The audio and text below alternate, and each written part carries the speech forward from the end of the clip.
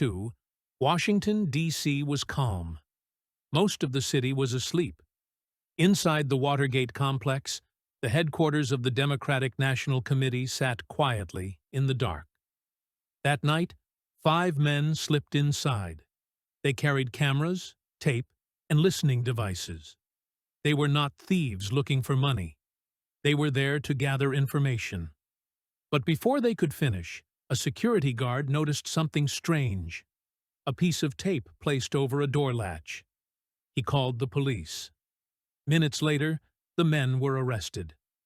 At first, it looked like a small local crime, a strange break-in.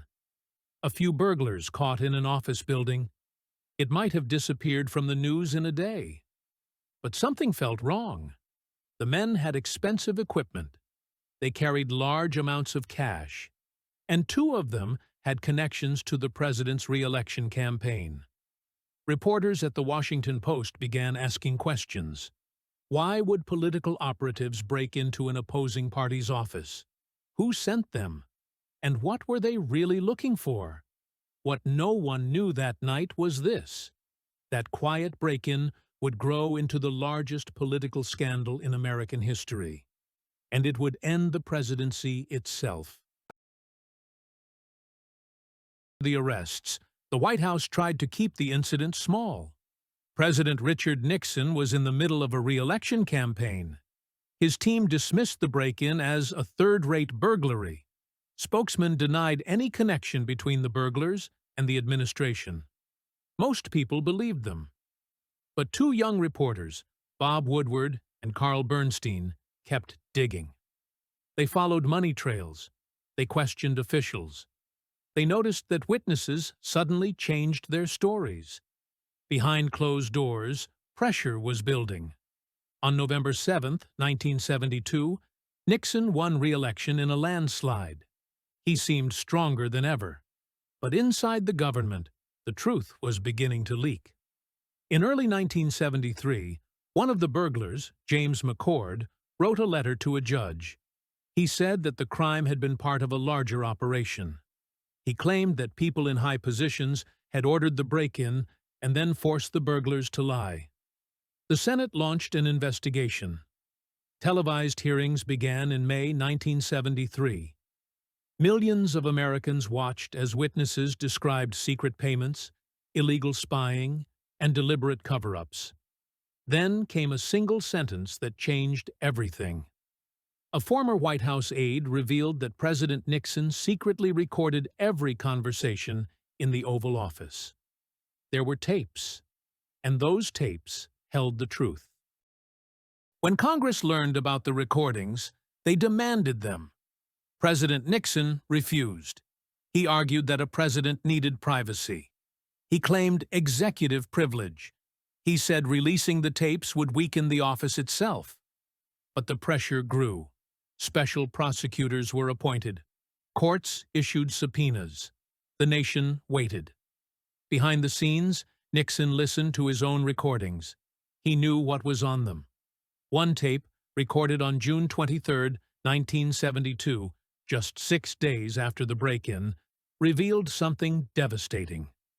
On it, Nixon discussed using the CIA to stop the FBI's investigation. It was direct evidence of a cover-up. This became known as the smoking gun. In July 1974, the Supreme Court ruled unanimously. The president must release the tapes. When they were made public, the meaning was clear. The President of the United States had used his power to obstruct justice. Support in Congress collapsed. Even longtime allies turned away. Impeachment was no longer a threat. It was inevitable. Nixon understood what was coming. On the evening of August 8, 1974, President Richard Nixon appeared on national television. His voice was steady, but the moment was historic. He told the American people that he would resign. He did not admit guilt, but he acknowledged that he no longer had the political support to govern. The next morning, August 9, 1974, he boarded a helicopter on the White House lawn. He waved one final time. No other U.S. president had ever done this. For many Americans, it felt unreal. The most powerful man in the country had been undone not by war, not by election, but by secrecy and fear. His successor, Gerald Ford, would later pardon him. The nation moved forward, but trust had been broken. Watergate changed how Americans saw power. Before it, many believed presidents were beyond ordinary rules. After it, people learned something unsettling. Leaders could lie, institutions could be abused, and democracy depended on constant vigilance. Journalism changed. Investigations became bolder. Courts became more assertive. Citizens became more skeptical. The relationship between government and the governed would never be the same.